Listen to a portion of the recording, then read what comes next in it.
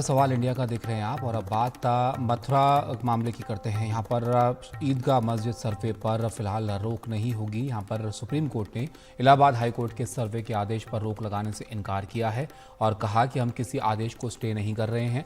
High court को बताया जाए कि मामला सुप्रीम कोर्ट में लंबित है और इस पर 9 जनवरी को सुनवाई होनी है। याचिकाकर्ताओं को परेशानी है तो अपील वो कर सकते हैं, ये सुप्रीम कोर्ट का कहना है। आपको बता दें कि इलाहाबाद हाई कोर्ट ने शाही ईदगाह मस्जिद के कोर्ट कमिश्नर से सर्वे कराने की मंजूरी जो है वो दी है और 18 दिसंबर को तय होगा कोर्ट कमिश्नर का नाम। आज शाही ईदगाह मामले में जो कल ऑनरेबल इलाहाबाद हाईकोर्ट ने आदेश पारित किया था एडवोकेट कमिश्नर का अपॉइंटमेंट का, उस आदेश को आज वर्चुअली शाही ईदगाह मस्जिद ने और सुन्नी सेंट्रल वक्फ बोर्ड ने सुप्रीम कोर्ट में चुनौती दी थी बिना कोई प्रॉपर एसएलपी के। और उन्होंने सुप्रीम कोर्ट के सामने डिमांड की थी कि इस मैटर पे स्टे लगा दिया जाए, इलाहाबाद हाईकोर्ट की प्रोसीडिंग्स पे स्टे लगा दिया जाए, जिसको आज सुप्रीम कोर्ट ने सिरे से इनकार कर दिया। सुप्रीम कोर्ट ने कहा कि ये मैटर 9 जनवरी के लिए निर्धारित है, हम उसी दिन इसको सुनेंगे। बिना ऑर्डर देखे हुए हम उसको कैसे स्टे कर सकते हैं, और इलाहाबाद हाईकोर्ट ने स्टे लगाने से मना कर दिया। जी देखिए, यहाँ पर जो मस्जिद कमेटी या ईदगाह कमेटी, उनकी तरफ से मांग की गई थी कि कल ही हाई कोर्ट ने एक फैसला दिया है जिसमें सर्वे के आदेश दे दिए गए हैं, उस पर तुरंत रोक लगाई जाए, लेकिन सुप्रीम कोर्ट ने इससे इनकार कर दिया। सुप्रीम कोर्ट ने कहा कि हमारे पास जो मामला है वो ट्रांसफ़र को लेकर है, जो हाई कोर्ट ने सारी पिटीशन मथुरा की जिला अदालत से अपने पास बुलाई हैं, उसको आपने चैलेंज किया है, वो मामला है। इसमें एक नया आदेश आया है और वो बड़ा आदेश होगा, इसलिए वो हमारे सामने नहीं है, इस पर सुनवाई नहीं कर सकते और ना ही इस पर रोक लगा सकते हैं। तो याचिकाकर्ताओं ने जब कहा कि हाईकोर्ट आगे बढ़ जाएगा और फैसला पूरा कर देगा, 18 दिसंबर को मोडेलिटीज़ तय करनी है इसकी, तो सुप्रीम कोर्ट ने इनकार किया। सुप्रीम कोर्ट ने कहा कि वो उनकी ऑब्जर्वेशन बता सकते हैं हाई कोर्ट को जाकर के सुप्रीम कोर्ट ऐसे मामले की सुनवाई कर रहा है, और अगर याचिकाकर्ताओं को हाई कोर्ट के किसी आदेश से परेशानी होती है तो वो फिर सुप्रीम कोर्ट में आ सकते हैं। वैकेशंस में, सुप्रीम कोर्ट छुट्टियों के लिए बंद हो रहा है, तो वैकेशन में भी वो मेंशन कर सकते हैं, जल्द सुनवाई की मांग कर सकते हैं। तो बड़ा कदम सुप्रीम कोर्ट का यहाँ है, सर्वे पर रोक नहीं है, तो जाहिर तौर पर अब जो है जो अब हाई कोर्ट के ऊपर सबकी निगाहें होंगी 18 तारीख के लिए, जब वो कैसे सर्वे होगा, किस तरीके से प्रक्रिया होगी, कौन लोग सर्वे में होंगे, ये तमाम चीज़ें डिसाइड करेंगे। एक निराशा भरा दिन है ईदगाह कमेटी के लिए, क्योंकि सुप्रीम कोर्ट में कल ही उन्होंने चीफ जस्टिस को मेंशन किया था कि अगर 9 जनवरी तक दूसरे मामले की सुनवाई होनी है, इसमें वक्त नहीं है, जल्द सुनवाई हो, तो सुप्रीम कोर्ट ने आज सुनवाई के लिए लगाई थी। सुप्रीम कोर्ट के फैसले पर ये आशीष हमारे सहयोगी समझा रहे थे आपको क्या कुछ वहां पर डिस्कस हुआ। आगे बढ़ते हैं। लोकसभा से निष्कासन के बाद टीएमसी नेता महुआ मोइत्रा को सुप्रीम कोर्ट से भी राहत नहीं मिल पाई है। सुप्रीम कोर्ट अब महुआ मोइत्रा की याचिका पर 3 जनवरी को सुनवाई करेगा। सुप्रीम कोर्ट ने कहा कि हमें केस फाइल जो है वो पढ़ने के लिए वक्त चाहिए। महुआ मोइत्रा पर लोकसभा में सवाल पूछने के बदले कैश और गिफ्ट लेने का आरोप है, जिसके बाद संसद की एथिक्स कमेटी ने उनके निष्कासन की सिफारिश की थी।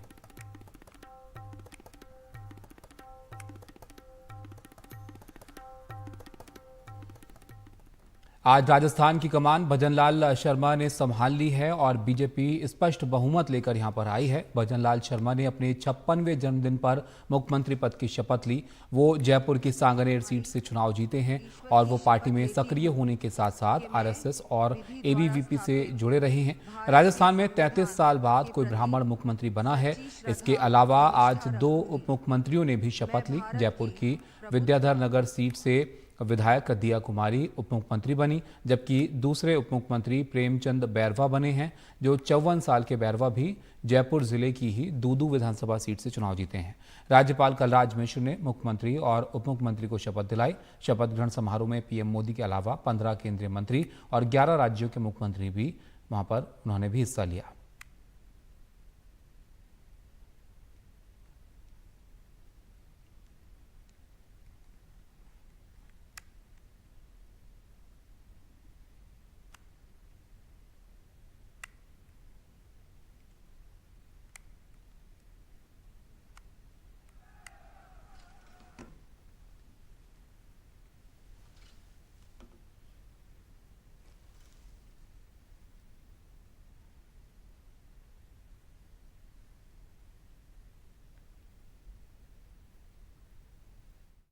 राजस्थान की राजनीति में ये एक नई पारी की शुरुआत है और राजस्थान का नेतृत्व अब शायद नई पीढ़ी के हाथों में चला गया है। इस भव्य समारोह में कार्यकर्ता से मुख्यमंत्री तक का सफर तय करने वाले भजन लाल के समर्थन में भाजपा के सब बड़े नेता प्रधानमंत्री समेत एक ही मंच पर नजर आए और पास वाले मंच पर बैठे थे पूर्व मुख्यमंत्री वसुंधरा राजे और अशोक गहलोत। लेकिन अब भाजपा ने ये जो 4 का फॉर्मूला लेकर भाजपा आई है, जहां पर ब्राह्मण फेस और साधारण कार्यकर्ता पर उन्होंने दाव खेला है।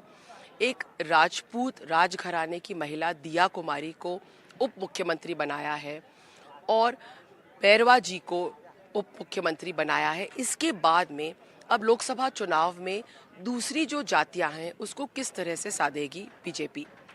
वासुदेव देवनानी जो है वो स्पीकर है, लेकिन जो प्रबल जातियां हैं राजस्थान की राजनीति में, गुर्जर, मीणा और जाट, उसको किस तरह से भाजपा अपनी तरफ आकर्षित करेगी।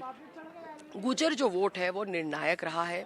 पिछली बार सचिन पायलट को गुर्जर मुख्यमंत्री के रूप में देख रहे थे, लेकिन जब वो मुख्यमंत्री नहीं बने तो इस बार चुनाव में जो गुर्जर वोट है वो भाजपा की तरफ झुक गया। और क्या भाजपा उस वोट बैंक को किस तरह से बनाए रखेगी लोकसभा चुनाव में, ये देखना आगे है। जो जाट वोट बैंक है, जो करीब 16% है पूरे राजस्थान में, भाजपा के लिए दूसरी बड़ी चुनौती है। क्योंकि अगर हम देखें तो बड़े बड़े जाट नेता भाजपा से चुनाव हार गए हैं। भागीरथ चौधरी जो किशनगढ़ अजमेर से एमपी थे, वो एमएलए का चुनाव हार गए हैं। नरेंद्र कुमार एक मामूली एमएलए रीटा चौधरी से हार गए हैं। ज्योति मिर्धा जो एक जाने माने जाट परिवार से आती है, नाथुराम मिर्धा जी की पोती है, वो चुनाव हार गई हैं। तो ये जो सारे समीकरण बन रहे हैं, इसमें जाट जो नेतृत्व है उसको किस तरह बीजेपी साधेगी, ये देखना आगे है। क्योंकि पिछले चुनाव में हनुमान बेनीवाल के साथ बीजेपी का गठबंधन था, वो अब नहीं है। और जो तीसरी प्रबल जाति है, जो मीना वोट है, जो एक आदिवासी वोट बैंक है, किरोड़ी लाल मीना है, उन्होंने बहुत माहौल तैयार किया था भाजपा के लिए राजस्थान में, लेकिन उनको किस तरह से अकोमोडेट किया जाएगा मंत्रिमंडल में, ये देखना आगे है। साथ के साथ महिला वोटर पे हमेशा भाजपा की नजर रहेगी। महिला रिप्रेजेंटेटिव के नाम पर उन्होंने दिया कुमारी को उप मुख्यमंत्री भी बनाया है। तो अब जातीय समीकरण भाजपा कैसे बिठाएगी, ये देखना आगे है।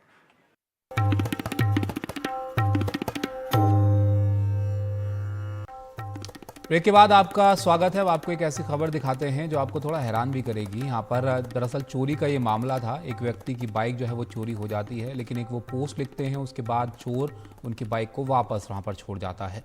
गुजरात के सूरत से चोरी की ये घटना जो है वो सामने आई, जिसके बारे में जानकर आप हैरान भी रह जाएंगे। दरअसल एक शख्स ने अपनी बाइक चोरी होने के बाद सोशल मीडिया पर एक भावुक पोस्ट लिखी। जब ये पोस्ट चोर ने पढ़ी तो उस शख्स को बाइक लौटा दी। बाइक के मालिक परेश भाई पटेल ने सोशल मीडिया पर लिखा कि श्रीमान सज्जन चोर, आप मेरी बाइक तो लेकर चले गए हैं, लेकिन बिना चाबी और आरसी बुक के आपको बाइक चलाने में दिक्कत होगी। तो बाइक की चाबी और आरसी बुक पार्किंग में जनरेटर के ऊपर कोने में रखी है, जिसे आप ले जाएं। आप मेरी चिंता मत करना, मैं साइकिल से भी गुजारा कर लूँगा। बाइक मालिक की सोशल मीडिया पर की गई इस पोस्ट को जब उस चोर तक ये पहुंची तो चोर 2 दिन के भीतर चोरी हुई बाइक को वापस उसी जगह पर पार्क करके चला गया। परेश भाई पटेल 9 दिसंबर को सुबह ऑफिस पहुंचे और अपनी बाइक बिल्डिंग की पार्किंग में खड़ी कर दी। शाम को जब वो घर जाने के लिए निकले तो उन्होंने देखा कि उनकी बाइक पार्किंग में नहीं थी। इसके बाद परेश पटेल ने पार्किंग में लगे सीसीटीवी फुटेज खंगाले। फुटेज में एक शख्स बाइक चोरी करते हुए देखा गया।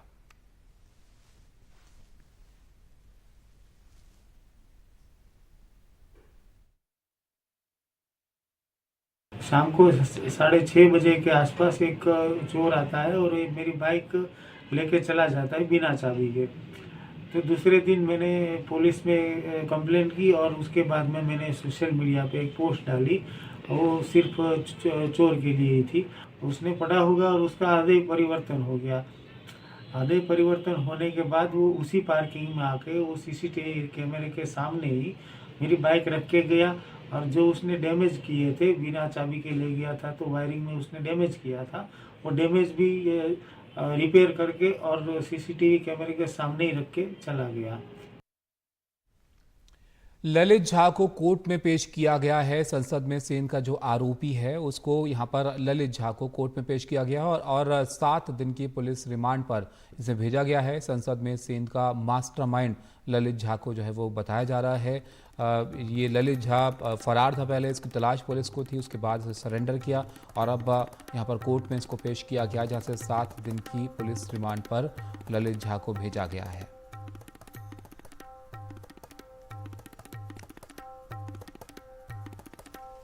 तो संसद में सेन का ये मामला था जिसमें जो आरोपी हैं उनको गिरफ्तार किया गया, लेकिन ये ललित झा जो है वो बाकी सब आरोपियों का फ़ोन लेके फरार था। इसके बाद कल इसने सरेंडर किया, उसके बाद आज कोर्ट में यहाँ पर पेश किया गया है। तो इस मामले में काफ़ी महत्वपूर्ण ये ललित झा जो है वो हो सकता है। पूछताछ पुलिस इससे करेगी और ये जानने की कोशिश भी पुलिस की होगी कि आखिर क्या जो है वो प्लानिंग रही इन लोगों की, और फ़ोन नष्ट करने के बारे में भी यहाँ पर जो है एक तरह से प्लान सा नज़र आ रहा है। अब 7 दिन की पुलिस रिमांड पर भेजा गया है जो आरोपी है ललित झा उसको, और कोर्ट में आज पेश किया गया था।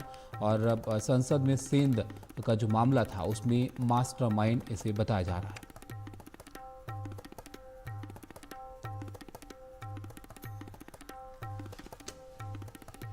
तो ये जो मामला है आप इसको देख रहे हैं, इसके जो आरोपी हैं वो पहले ही पुलिस उनसे पूछताछ जो है वो कर रही है। अब ललित झा जो कि सरेंडर करने के बाद पुलिस ने अरेस्ट किया था, वो अब 7 दिन की रिमांड पर को भेजा गया है। शुभांग सिंह हमारे सहयोगी हमारे साथ जुड़ गए हैं। शुभांग, इस पूरे मामले में ये काफ़ी महत्वपूर्ण हो सकता है ललित, जिसके लिए अब 7 दिन की पुलिस को रिमांड यहाँ पर मिली है।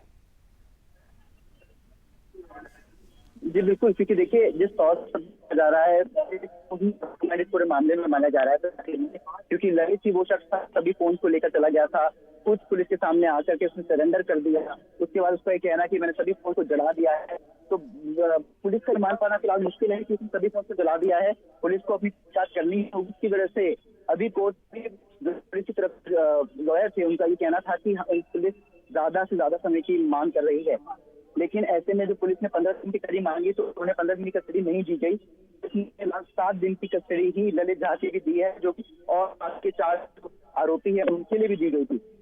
लेकिन फिर उसके बावजूद उनका लॉयर ने रिक्वेस्ट करी, क्योंकि कोर्ट इसके पूरे मामले बहुत सी तहकीकात करनी है, बहुत से एंगल है, अलग अलग शहरों में जाकर के जांच करनी है, किस तरीके से यूपी में जाना है। पहले वो शूज जाकर बनाया गया था जिसको अलग तरीके से बनाया गया कि उसमें कैंसर को छुपाया जा सके, उसको करनी जरूरी है। उसके बाद मनोरंजन डी मैसूर में जो रहते हैं उनके ठिकानों जांच करने की जरूरी है, क्योंकि वो जिन्होंने क्या करके मानसून सत्र में की पहले रेकी कर दी थी।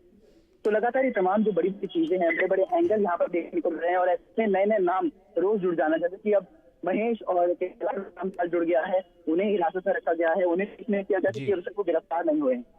जब हम बड़े एंगल बहुत सारे लोग इसमें जुड़े हुए हैं, तो उनकी मांग थी कि इनको कम से कम 15 दिन की कस्टडी दी जाए। लेकिन फिलहाल कोर्ट ने अभी तक 7 दिन की कस्टडी दी है, और ऐसे में हमने देखा है कि जब इन्वेस्टिगेशन पूरी नहीं होती है तो उसको बढ़ा करके एक्सटेंड कर दिया है। लेकिन फिलहाल 7 दिन की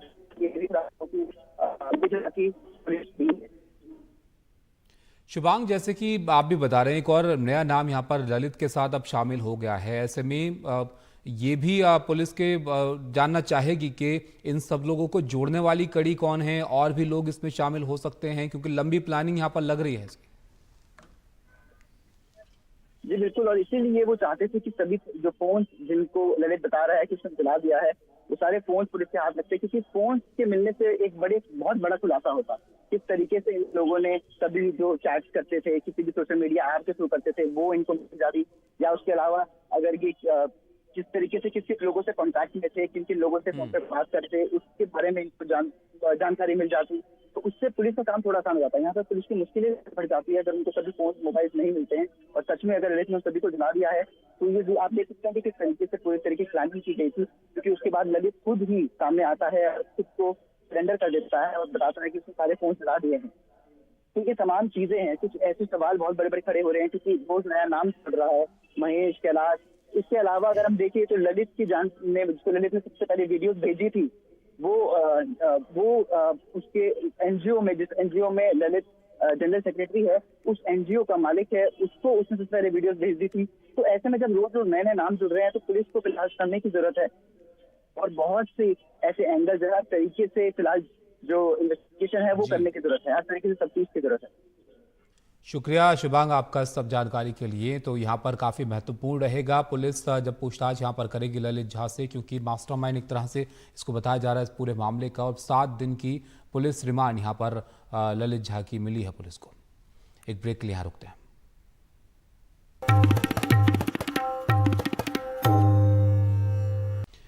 एनडीटीवी ने एक डॉक्यूमेंट्री दिखाई, हैवी मेटल्स की मार, लोग हो रहे बीमार। सब्जी से लेकर दूध में तय पैमाने से कहीं ज्यादा heavy metals, lead, chromium, arsenic, mercury की मौजूदगी मिली। लेकिन कई हैवी मेटल्स ऐसे मिले जिनके अब तक पैमाने ही तय नहीं हैं। साथ ही बीमार शरीर में इस हैवी मेटल की मौजूदगी और उससे बढ़ रही बीमारियों को लेकर देश में अब तक सिर्फ एम्स दिल्ली में एकमात्र लैब है।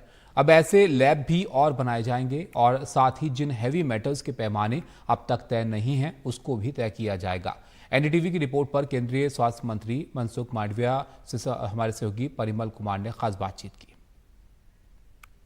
सर, एक स्टोरी हमने की, हेवी मेटल्स की मार, लोग हो रहे बीमार। एम्स की पूरी वहाँ पे चीज़ों को उन्होंने हम टेस्ट किया, उसमें पाया कि क्रोमियम, आर्सेनिक, लेड, मरकरी सब सब्जियों में, दूध में मिल रहे हैं।